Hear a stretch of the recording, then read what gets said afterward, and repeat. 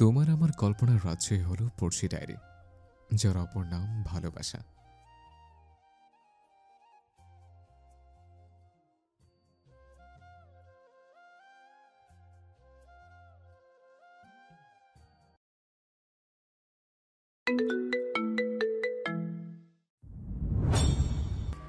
Tania, my wife. ও মুখে বলতে পারছে না, কিন্তু ও কি চাইছে তা আমি কিছুটা হলেও আন্দাজ করতে পেরেছি। She wants me to say sorry to you, আর আমিও কিছুটা সেটাই চাইছিলাম। After all I am sorry, সেই দিনের বিহেভিয়ারের জন্য সত্যি সরি। ইয়া চুপচাপ পুরোটা শুনে ওয়াইফ শব্দটা কোথাও যেন কোথাও না কোথাও বিঁধে যায় অন্তরে। তার ব্যক্তিত্ব একদম ডিরেক্ট। তানিয়ার দিকে একবার তাকায় সে। মেয়েটা কিছুটা স্তব্ধ হয়ে আছে। হয়তো তাহসিনের কথাটি অতি সত্য। ইয়াজ হাসে, যে হাসি চোখে ছোঁয় না। টান টান হয়ে দাঁড়ায় সে অকপটে, পকেটে হাত পুরে বলল, হিটস ওকে বলবো না, কারণ হিটগুলো সত্যিই ভারী ছিল। হাজতেও ভরতে পারলাম না, কারণ ঘুরিয়ে আঘাত আমিও করেছিলাম। তারপর হলো কমপ্লেন, কি করব সেটাও ভাবার বিষয়। সব কিছুর পরে একটাই কথা বলবো, তুমি জিতেছ। এই খেলায় আমিই হারলাম। তানিয়া ফট করে মাথা তুলে তাকালো। ইয়াজ এক পল তাদের দুজনের দিকে তাকিয়ে বলে, congratulation both of you. Tahsin হেসে বলে, কেসটা কি তুমি হ্যান্ডেল করছো? হ্যাঁ হ্যাঁ, ওকে দেন, টেক কেয়ার। বেরিয়ে যায় ইয়াজ। তানিয়া রুদ্ধশ্বাস ছাড়ে। তাহসিন তানিয়ার দিকে তাকায়, ধরে রাখা হাত টেনে সেথায় চুমু খায় আলতো। তানিয়া কেঁপে উঠল। তাহসিন সেই কাঁপুনি দেখলো। মেয়েটি অতি নাজুক, পরে কি হবে কে জানে। তাহসিন বলল, হি লাইকস ইউ এ লট। ওকে দেখলেই বোঝা যায়, but he is bad luck. Or competitor আমি ছিলাম। তানিয়া মাথা নিচু করে সবটা শুনে হঠাৎ করেই তাহসিনের দিকে গভীর আঁখি মেলে তাকিয়ে বলে, আপনার প্রচুর জেদ তাহসিন। জেদ না করলে তোমায় পেতাম? শুধুই জেদ? Of course not Tani, I am madly love with you. Tania চুপ করে রইল। তাহসিনের ক্ষত চিহ্নের দিকে তাকিয়ে বলল, ব্যথা করছে? তাহসিন গা ছাড়া ভাবে বলে, নো, কিন্তু যতক্ষণ তুমি আছো, চলে গেলে একা লাগবে, আর তখনই ব্যথার অনুভূতি হবে। আপাতত আমার মাইন্ড তোমার দিকে। তানিয়া মিনমিন কণ্ঠে বলে, আমি আমি কি থাকবো? নো নো, কাউকে থাকতে দেব না, তোমাকে বিশেষ করে না। মাই নিউলি ওয়েড ওয়াইফ আমার চোখের সামনে থাকলে এই সাংঘাতিক ক্ষত আরও সাংঘাতিক হবে, কারণ I can't control myself whenever I see you, just like now. You know what I mean. ঠোঁটের কোণে আলতো দুষ্টু হাসি তাহসিনের। তানিয়া শুকনো ঢোক গিলে তার কথা ফুরিয়েছে। নতজানু হয়ে সে রমণী মনে হচ্ছে তরঙ্গের বন্যা। ছেলেটা তো মস্ত বেলাজ, হয়তো এই রূপ পুরুষ প্রকাশ করে একান্ত নারীর সামনেই। আর তানিয়া তাহসিনের সে কাঙ্ক্ষিত একান্ত নারী। তানিয়াকে চুপ করে থাকতে দেখে তাহসিন রুদ্ধশ্বাস ছেড়ে বলে, লজ্জা পেও না তানি, না হলে আচ্ছা তোমার সামনে পরীক্ষা না। তানিয়া মাথা নাড়িয়ে ধিমি কণ্ঠে শুধোয়, হ্যাঁ, আর 12 দিন পর। ওকে, প্রিপারেশন কেমন? ভালো, শুধু রিভিশন দিলেই চলবে। বাহ, that's like my good girl. Tania মৃদু হাসে। তাহসিন আলতো তানিয়ার মাথার পাশে চুমু এঁকে বলে, দ্যাটস ফর টুডে, কাল আসবে। আপাতত আমি যে কটা দিন এখানে আছি তোমাকে রোজ দেখতে চাই। বই খাতা আনবে, আমার সামনে বসে পড়বে। Is it okay for you? Okay, আমি চলে যাব এখন। রাত হচ্ছে। আপনি নিজের খেয়াল রাখবেন। পারবো না, তুমি এসে রাখবে। তানিয়া ছোট শ্বাস ছেড়ে সালাম দিয়ে রুম থেকে বেরিয়ে যাওয়ার আগে তাহসিন আবার তার নাম ধরে ডেকে উঠল। তানিয়া পেছন ফিরে তাকাতে তাহসিন হাসকির স্বরে বলে উঠল, আমি তোমার কে তানিয়া? এন্ড প্রশ্নে তানিয়া অবয়ব ভারী হয়। চনমনে হলো অন্তর, ঠোঁট কামড়ে বেশ কিছুক্ষণ পর চাপা কঞ্চে বলে, হাজব্যান্ড। সে লাউডার। তানিয়ার কণ্ঠে জোর এনে বলে, হাজব্যান্ড। তাহসিনকে জানি এই বাক্য ফালাফালা হলো। শীতল বাতাসে শিরশির করে উঠল দৃঢ় অবয়ব। ঠোঁটে বিস্তর হাসি ফুটিয়ে বলল, গুড নাইট ডার্লিং। তানিয়া পারে না উদা হয়ে যেতে। রুম ছেড়ে তানিয়া বেরিয়ে যাওয়ার পরেও যেন তার ঘ্রাণে মুমু করছে পুরো কক্ষ। সেই ঘ্রাণ গায়ে মেখে বেড়ে শীতলতা আসে, ধীরে ধীরে চোখ জুড়িয়ে আসছে তার। সে কড়া ভাবে সবাইকে নিষেধ করেছে রাতে না থাকতে, সে বাচ্চা নয়, কিন্তু মায়ের মনকে অত শত বুঝে। ছেলের এই মুহূর্তে সে ছেলের পাশে থাকবে, এটি স্বাভাবিক। রাত তখন কটা হবে? এই ধরো 10টার কাছাকাছি। ঠিক সেই সময় বাজে কলিং বেল। দরজা খুলে শিফা নিজে। সে বসে টিভিতে কার্টুন দেখছিল। ডিনার হতো একটু পরে। সেই সময় কে এলো ভেবে শিফা কিছুটা অবাক হলো, কিন্তু দরজা খুলতেই তার চোখ কপালে। দেয়ালে হেলান দিয়ে দাঁড়িয়ে আছে আরিশ, ক্লান্ত শ্রান্ত মুখশ্রী তার, সুঠাম শরীরে কিছুটা মূর্ছে আছে। শিফার শ্বাস ভারী হলো। ছেলেটা তার দিকে কেমন করে তাকিয়েছে। শিফা জানে কাল থেকে আরিশ রেস্ট নেই। কিছুটা খারাপ লাগলো শিফার। সে সে কিছু বলে ওঠার আগে শিফার বাবা এগিয়ে আসলেন। বিস্তর হেসে বলল, এসেছো বাবা, ভিতরে আসো। অনেক ক্লান্ত লাগছে তোমায়, একটু হাত মুখ ধুয়ে ফ্রেশ হয়ে নাও। শিফা সরে দাঁড়ালো। আরিশ শিফার বাবার কাছ থেকে পারমিশন নিয়ে এসেছে। তার নাকি কি কথা আছে তার সাথে। আরিশ সালাম দিয়ে প্রবেশ করে। এগিয়ে যেতে যেতে বলে, না আঙ্কেল, একটু জরুরি কথা আছে আপনার সাথে, সেটা বলেই চলে যাব। বসো না বাবা। শিফা মা, যা ঠান্ডা পানি নিয়ে আসে তো। শিফা গুটি গুটি পা ফেলে চলে যায়। আরিশ ভদ্রলোকের মুখোমুখি বসলো, গলা কেসে বলল, আঙ্কেল, তাসিনের হামলা অপোজিট পার্টি থেকে হয়েছে, সেটা আমরা 100% শিওর। যতটা আমি জানি যে আপনার পুরাতন সম্পর্ক ছিল পার্টি চেয়ারম্যান দিলবর দেওয়ানের সাথে। ভদ্রলোক কিছুক্ষণ গম্ভীর থেকে বললেন, ঠিক শুনেছো, কিন্তু তার কিছু কাজের জন্য আমি সেখান থেকে ধীরে ধীরে সরে আসি। আঙ্কেল, আমি আপনার কাছ থেকে এক্স্যাক্ট সব কিছু জানতে চাই। আই প্রমিস ইউ, এই সব আপনার নাম আসবে না। আমি তোমার ভরসা করি বাবা, না হলে নিজের মেয়েকে তোমায় দিতাম না। তাদের কথার মাঝে শিফা হাজির হয় হরেক রকমের নাস্তা নিয়ে। আরিশ একবার শিফার পানে তাকিয়ে চোখে চোখ পড়ে, নড়ে ওঠে মেয়েটা। আরিশের আঁখি জোড়া কেমন জলজল করছে। শিফা ঝটপট চলে যায়। এরপর হবু শ্বশুর জামাই এর কথোপকথন চলে দীর্ঘ। একটার সময় সেই আলোচনা সমাপ্তি ঘোষণা করে শিফার বাবা বলে উঠছে, রাতে ডিনার করে গেলে ভালো লাগতো বাবা। আরিশ মৃদু হেসে বলে। পরে আঙ্কেল, আজ আসি। শিফার মা বলে, খেয়ে যাও আরিশ। আরিশ তার দিকে তাকালো। মায়ের গা ঘেঁষে দাঁড়িয়ে আছে শিফা, আদুরে বিড়াল ছানা আরিশের। কি ভেবে ছটপট শিফার বাবার দিকে তাকিয়ে বলে, আরে আঙ্কেল, একটা কথা বলতে ভুলে গেলাম। আসলে মা শিফাকে দেখতে চাইছিল। She wants to meet her. যদি আপনাদের কোনো অসুবিধা না থাকে তাহলে কাল আমি শিফাকে নিয়ে যেতে চাই। আরিশ কথা শুনে শিফা শুধু ঠোক গিলে। শিফার বাবা মা একে অপরের দিকে তাকিয়ে থেকে ভদ্র মহিলা বলে উঠছেন, তোমার মা বাবা সবাইকে নিয়ে একদিন আসো না আরিশ, তাহলে সবার সাথে সবার দেখা হয়ে যাবে। মায়ের শরীর একটু অসুস্থ আন্টি, তিনি নিজে আপনাদের সবার সাথে দেখা করতে চাইছেন, কিন্তু এই মুহূর্তে তিনি চান শিফার সাথে দেখা করতে। আরিশের মায়ের অসুস্থতার কথা শুনে কেউ না করতে পারলো না। শিফার বাবা সম্মতি দিল আর শীতল চোখে শিফার দিকে তাকিয়ে গম্ভীর স্বরে বলল, কাল বিকেল ঠিক 4:30টার সময় রেডি থাকবেন, আমি নিতে আসবো। আঙ্কেল আন্টি, আজ আসে, আল্লাহ হাফেজ। আকাশে তখন ক্ষীণ মেঘের দেখা। শীত উপহার দেওয়ার এক মাধ্যম। শীতল বাতাস চলছে, প্রকৃতি বলছে শীত এসেছে। রাস্তার এক ধার ঘেঁষে হেঁটে যাচ্ছে রেশম। সময় তখন 3:30 হবে। ব্যাংকের কোনো কাজে তাকে বেরোতে হয়েছিল।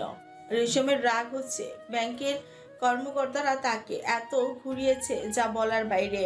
1 নম্বরের কাউন্টার থেকে 5 নম্বর কাউন্টার, 1 তলা থেকে 3 তলা, এইগুলি কি তারা ইচ্ছে করে করছে নাকি এই বিষয়ে বিশেষ সন্দেহ আছে রেশমের? মাথা বিগড়ালো যখন ফুটপাত থেকে কিছু চাপড়ি ছোকরাদের কিছু বিশ্রী টনক শুনতে পেলাম। ও রূপসী, তোমার গটের ভিতর আছে কি? কথাটা বলে খ্যাক খ্যাক করে হেসে উঠল দুজন। রেশম রাগে ফুসলো, কিন্তু কেন জানি কিছু বলতে পারলো না। কি বলবে? আশেপাশে খুব একটা বেশি লোকও নেই। আজকাল একা মেয়েদের বাইরে বেরোনো মানে জ্বলন্ত আগুন মুঠোয় ধরে এগিয়ে চলা। রেশম শুকনো ঠোক গিলে থাকে। এগিয়ে এড়িয়ে চলে যেতে উদ্যোগী হতে পরপর ছেলে দুটি আরো বিশ্রী ভাষা বলে উঠল। এইবার রেশম আর সহ্য করতে পারল না। তাদের মুখোমুখি হয়ে দাঁড়িয়ে কঠিন কণ্ঠে বলে উঠল, আপনাদের বাড়িতে মা বোন মহিলা কিছুই নেই, তা দেখলেই বোঝা যায়। যদি মেয়ে মানুষদের নিয়ে আপনাদের এতই কৌতূহল থাকে তাহলে কাউকে বিয়ে করে নিতেই পারেন, কিন্তু আপনাদের এই জঘন্য ব্যক্তিত্ব দেখে কেউ আপনাদের বিয়েও করতে চাইবে না, এটাও দেখার বিষয়। হঠাৎ রেশমের হতে এমন রিয়াকশন পেয়ে যেন ছেলে দুটো অবাকই হলো কিছুটা। হয়তো তাদের এই ফালতু কথার টোন শুনে মেয়েরা কিছু বলার সাহস পায় না, কিন্তু এই প্রথম কোনো প্রতিক্রিয়া পেয়ে তারা কিছুটা হলে অবাক হয়েছে। কিন্তু তাও ছেলে দুটো দমে গেল না। রেশমের দিকে তাকিয়ে মারি সমেত দাঁত বের করে বলল, তাহলে তুমি বিয়ে করে নাও আমাকে সুন্দরী। এইটা তো সম্ভব না ব্রাদার, ওর বিয়ে ঠিক আমার সাথে। তোমাদের ভাবি, সালাম দাও। এক হৃদয় নাড়ানো পুরুষালী কণ্ঠে রেশম সহ ছেলে দুটি চমকে তাকায় সোজা। রেশম তাকাতে তার হাত পা ঠান্ডা হয়ে আসে। স্বয়ং আর হাম দাঁড়িয়ে, চোখে মুখে কিছুটা গম্ভীর ভাব, দৃষ্টি তার রেশমের পানে। বেটার বুকটা ঝিমঝিম করে উঠে। মৃদুমন্দ বাতাস শরীর ছুঁয়ে যেতে রেশম কাঁপতে শুরু করলো। আরহাম নির্লিপ্ত ভঙ্গিতে তাদের দিকে এগিয়ে এলো। সোজা এক হাতের মুঠোয় নিল রেশমের ডান হাত। রেশমের স্ট্যাচু, তার সমস্ত সত্তা কাবু। আরহাম ছেলের গুলির দিকে একবার তাকিয়ে আবার বলল, সালাম দিতে বললাম না? ছেলেগুলি নড়ে চড়ে বলে। আর কে শালা তুই? তিশমার খান। ক্ষীণ হেসে বলল, তোদের বিগ ব্রাদার। শোন, তোদের সমস্ত মুভমেন্ট ক্যাপচার হয়েছে।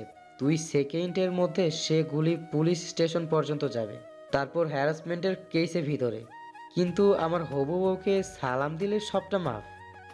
সাফ সাফ বাক্য। আরহামের ছেলে দুটি খাবড়ে গেল। অবশ্যই তাদের বয়স কম, শিক্ষার অভাব, ভয় তাদের আছে। আরহামের অ্যান হুমকি শুনে কপালে ঘামতে লাগলো। বার কয়েক ঠোক গিলে বলল, ভাই এরকম করবেন না। সালাম কর। আসসালামু আলাইকুম ভাবি।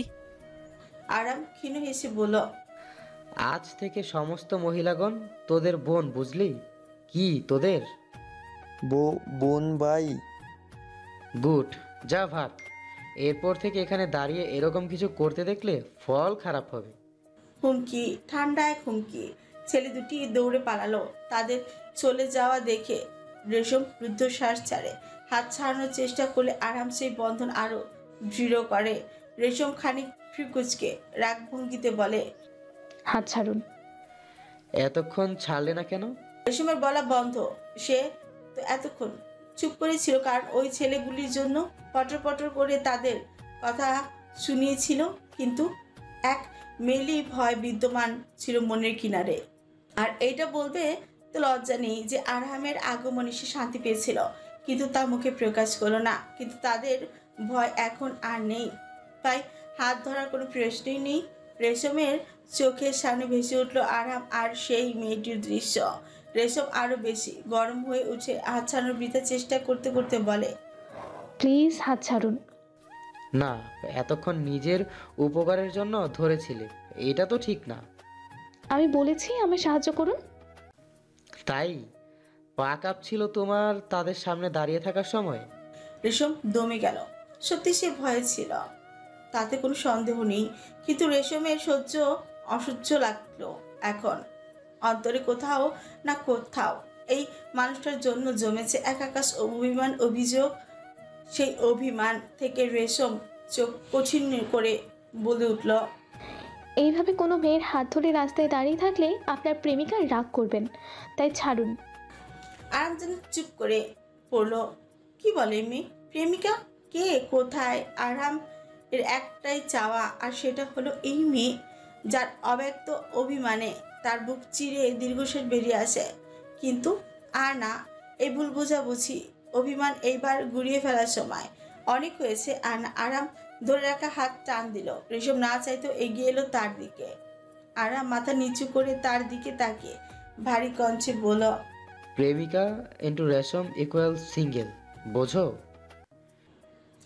রেশমের শ্বাস ভারী কি হয়ে নত যেন হয়ে থেকে বলে, মৃত্যু, ডাবল ডেটিং করতে চাইলে করুন, কিন্তু আমার হাত ছাড়ুন। আপনি আমায় সাহায্য করেছেন, তার জন্য শুক্রিয়া। মেয়েটা শুধুই আমার বন্ধুর বোন রেশম। Try to understand, let me explain first. কণ্ঠে দৃঢ় ভাব। রেশম কিছুটা থমকে গেল, দমেও গেল না, হাত ছাড়িয়ে নেওয়ার অটল চেষ্টা করে চোখে চোখ রেখে বলল, এক্সপ্লেইন মাই ফুট। একটা সিঙ্গেল শব্দ আমি শুনতে চাই না। আমার হাত ছাড়ুন। রাস্তার মাঝে সিন ক্রিয়েট করবেন না। মানুষ দেখলে আমায় খারাপ ভাববে। আপনি আপনার সো কল্ড বন্ধুর বোনকে নিয়ে বসে থাকুন। কথাটি বলে রেশম নাক টানে। আরাম যেন থমকে গেল। সামনে দাঁড়ানো মেয়েটি জ্বলন্ত আগুন। এই মেয়ে ঠান্ডা করবে কেমন করে? যদি বিবাহিত হতো তাহলে নানা উচিলায় ছিল। আরাম যেন ফেসেছে। কি করবে ভেবে পেল না। কিন্তু রেশমের সাথে তার কথা বলা জরুরি। হয়তো মেয়েটার বিরুদ্ধে গিয়ে একটা অ্যাকশন তাকে নিতে হবে। আরাম রুদ্ধশ্বাস ছেড়ে ভাবলেশীনভাবে আওড়ায়, আই এম সো সরি রেশম। বুঝলো না মেয়েটা। চোখ মুখ কুচকে কিছু বলে উঠতে যাবে, ঠিক সেই সময় নিজেকে শূন্যে আবিষ্কার করলো। বলিষ্ঠ দেহের মাঝে সে অবস্থিত। এখন রেশমের দম আটকে আসবে এমন তাল। আরাম দ্রুত হেঁটে রাস্তার পাশে পার্ক করা গাড়ির দরজা খুলে তাকে বসিয়ে দিল। ডোর লক করে নিজেও এসে চালক সিটে বসলো। রেশম হতভম্ব হয়ে রইল কিছু পর। তার যেন সবকিছু বুঝে উঠতে সময় লাগলো। যখন বুঝলো ঠিক সেই সময় চোখ বড় বড় করে তেতিয়ে উঠলো। রাগে অগ্নিশর্মা ওই কঠিন কিছু বলতে যাবে, তখনই আরহাম তার মুখ চেপে ধরল। একদম কাছে এসে হাসকি কঞ্চে বলল, তোমার সমস্ত অভিযোগ শুনবো। ট্রাস্ট মি, সব কিছু শুনবো। শুধু কিছুক্ষণ আমার কথা শোনো, অনুরোধ করছি। করুণ একটা ভাব। গাড়ির পরিবেশ কিছুটা থমথমে হলো। রেশম কেন জানি চুপ হয়ে গেল। তারও কান শুনতে চাইছে কিছু, যা সে অনুভব করে। আরাম হাত ছড়ায়, ঠোঁট গোল করে লম্বা শ্বাস টেনে বলে উঠছে, আরিশ এলো আধ ঘন্টা পর। শিফা আগে থেকে রেডি, কাঁধে ওড়না টেনে বাইরে এসে দেখলো আরিশ দাঁড়িয়ে। শিফার চোখের পারফেক্ট মানুষ। জিন্স টি শার্ট আর তার উপর লেদার জ্যাকেট, পরিপাটি চুল, এখন কিছুটা অগোছালো। আজ এসেছে আরিশ বাইক নিয়ে। এই প্রথম শিফা আরিশের সাথে বাইক দেখলো। তার মানে ছেলে বাইক চালাতেও পারে। শিফার মন কিছুটা কলকল করে উঠল। সে কত প্রেমিক প্রেমিকাকে বাইকে করে ঘুরতে দেখেছে। আজ সেই এক্সপিরিয়েন্স তার সাথে হতে চলেছে। ব্যাপারটা একটু অন্যরকম। শিফা এগিয়ে এলো তার দিকে। আরিশ ফোন থেকে চোখ সরিয়ে সামনে শিফার দিকে তাকালো। তার বাট আজ পিস্তা গ্রিন রঙের কামিজ, লুজ প্যান্ট পরেছে। আরিশ দেখলো মেয়েটাকে। এই মেয়ের মাঝে এসে হারলো কেমন করে? এই 4 ফুট 10 ইঞ্চির মেয়ে, তার এই লম্বা প্রশস্ত দেহ কাঁপায়। ভাবা যায়। আরিশ ভ্রু কুচকে ভরাট কঞ্চে বলে, গরম কোনো কাপড় নিয়েছো? পরে ঠান্ডা লাগবে। শিফা ছটপট মাথা নাড়ল। আরিশ একই ভঙ্গিতে বলল, কই দেখছি না তো। শিফা শুকনো ঠোক গিলে ধীরে ধীরে বলল, ভিতরে ট্রাইটাল নেক সোয়েটার পরা। আরিশ কিছুক্ষণ চুপচাপ রইল। অতঃপর কিছু না বলে নিজেই হেলমেট পরল। অন্য মেয়েলি ছোট হেলমেটটা নিজেই পরিয়ে দিল শিফাকে। লক লাগাতে লাগাতে বলল, হেলমেট মেয়েদের পছন্দ নয়, তাতে নাকি তাদের চুল নষ্ট হয়ে যায়। তোমার এমন কোনো অসুবিধে? অবশ্য অসুবিধা হলে এটা পড়তেই হবে। Safety first. শিফা অপলক তাকিয়ে রইল আরিশের দিকে। চিত্ত ছাড়াত ছাড়াত করে উঠে তার। আরিশ শিফার মলিন হয়ে আসা চেহারার দিকে তাকিয়ে কিছুটা একটা আন্দাজ করতে পারে। অতঃপর গম্ভীর স্বরে বলল, ফালতু কিছু ভাবলে সোজা বাইক থেকে ফেলে দেবো। কি মনে হয় হাজে প্রেম করেছে তাই জানি এগুলো? চরিত্রে আঙুল তোলা আমার অপছন্দের শিফা। এত ভাবতে হবে কেন? যদি তোমাকে ছাড়ার উদ্দেশ্য আমার থাকতো তাহলে আজ মায়ের সাথে দেখা করাতে নিয়ে যেতাম না।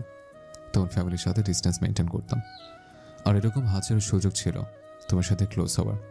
আমি কাছে আসলাম, নিজেকে ছাড়াতেও পারতে না তুমি। আর কি মনে হয় তুমি তোমার বাবার একমাত্র মেয়ে বলে তোমার সাথে আছে? তাহলে শুনে রাখো, তোমার বাড়ি ঘর সহ তোমার বাবার ব্যবসা এখানে দাঁড়িয়ে থেকে কিনে ফেলার ক্ষমতা আমার আছে। আর কি ভাবো তুমি সুন্দরী তাই তোমার সাথে আছে? তাহলে সরি টু সে, তোমার থেকে বেশি সুন্দরী মেয়েদের পাত্তা না তো ছিল আমি। বেটার অপশন আমার এখনো আছে। ছেড়ে গেলে এখনই যাব। তোমার সাথে টাইম পাস করার সময় নেই আমার। ধমকে ধমকে বলে উঠে একটা বাক্য, তিক্ত একটা বুলি, যা শিফার অন্তরে গিয়ে বিঁধল। নিঃশ্বাস নিতে কষ্ট হলো তার। সামনে দাঁড়ানো ছেলেটি যেন চোখে আঙ্গুল দিয়ে বুঝিয়ে দিল যে শিফার থেকে সে অনেক অনেক গুণ বড়। সেটা অর্থে হোক, রূপে হোক, কিংবা গুণে। শিফার শরীর অবশ্যই চোখের কোণ বেয়ে গড়িয়ে পড়ল নোনা পানি। মাথা নিচু করে ফেলল সে। তার অবাঞ্ছিত চিন্তা, সেটার হতে একটা পজিটিভনেস আর কিছুই না। তার উপর শিফা ওভার থিঙ্কার। হয়তো শিফার অন্তর ছেলেটার প্রতি এতটাই অধিকারমূলক যার জন্য আরিশকে নিয়ে তার মনের মাঝে এক অবাঞ্ছিত ভয়, আশঙ্কা। হয়তো প্রতিটা ভালোবাসার মানুষের প্রতি প্রতিটা ভাবনা চিন্তা এরকমই, খারাপ কিছু না, কিন্তু সেটা অধিক হয়ে গেলে সম্পর্কে আসে বিদ্বেষ। এইদিকে আরিশ এক নাগারে কথাগুলো বলে তাকালো শিফার দিকে। একটু বেশি বলে ফেলেছে সে, কিন্তু সে কি করবে? বেশ কিছুদিন ধরে মেয়েটা নিজেই ভুলভাল চিন্তা করে তাকে ইগনোর করছে, কথা বলে না আগের মতো, এড়িয়ে চলে আরিশকে। এত সব সহ্য করতে কষ্ট হচ্ছিল আরিশের, তাই আজ রাগে নিজেকে সামলে রাখতে পারল না সে। শান্ত ছেলে সে, ব্যাপারটা শান্তভাবে হ্যান্ডেল করেছে, কিন্তু তার শান্ত সুস্থ বুলি শিফা মানতে যেন নারাজ। তাই তো আজ এরকম ব্যবহার করে ফেলেছে সে। খারাপ লাগলো আরিশের। মেয়েটা তার মন মাঝারের রানী। মেয়েটাকে দেখার পর থেকে আরিশ নতুনভাবে বাঁচতে শিখেছে। মেয়েটাকে দুঃখ দিল আজ, নিজের মাথা ফাটাতে মন চাইছে তার। আরিশ কিছু বলতে পারলো না। মেয়েটা কাঁদছে, বোঝা যাচ্ছে, তাও থামাতে মন চাইল না। আরিশ কাঁদুক, কেঁদে সব ভাসিয়ে দিক, তারপর আরিশ ঠিক করে নিবে। পুরুষ মনের বিশ্বাস তার। আরিশ বাইকে বসলো, স্টার্ট দিতে দিতে বলল, বসো, আর ওড়না শরীরে ভালো করে জড়িয়ে নাও, ধরে বসবে আমায়। শিফা কাঠের পুতুলের মতো আরিশের সব কথা মানলো, নাক টানলো, যেন তার কোনো অনুভূতি নেই। আরিশের বুক আঁকড়ে গেল, খারাপ লাগাতে ছেয়ে গেল তার সত্তা। রুদ্ধশ্বাস ছেড়ে বাইক ছোটালো। তানিয়া চোখ জোড়া খাতার মাঝে সীমাবদ্ধ হলেও তার মন আগু করতে ব্যস্ত, কারণ একটাই, আর সেটা হলো অনেকক্ষণ থেকে একজোড়া চোখ তাকে দেখে চলেছে পলকে। কেউ এইভাবে তাকিয়ে থাকলে কি কোনো বিষয়ে কনসেন্ট্রেট করা যায়? তানিয়া বসে আছে কেবিনে 2 সিটের সোফায়। এখানে এসেছিল সে সকাল 10টা নাগাদ, এখন প্রায় 5:30 বাজতে। 7টার দিকে সে চলে যাবে, তাহসিনের নির্দেশ।